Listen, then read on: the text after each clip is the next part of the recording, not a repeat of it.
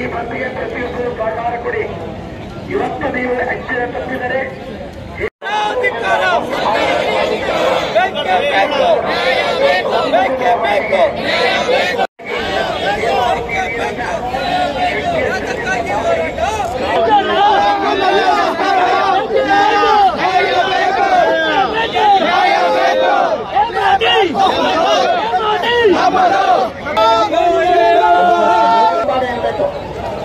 ದಯವಿಟ್ಟು ಎಲ್ಲರೂ ಹಿಂದೆ ಬಂದು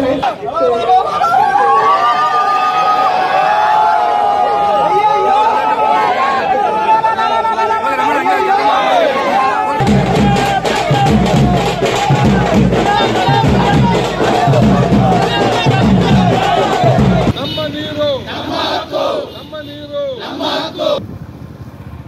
ಮಾಡುತ್ತಿರುವ ಕಿತ್ತೂರು ಹೋರಾಟ ಸಮಿತಿಗೆ ಡಿ.ಕೆ. ಶಿವಕುಮಾರ್ಗೆ ಇದು ಕೊನೆಯ ಕಡೆಯ ವಾರ್ನಿಂಗ್.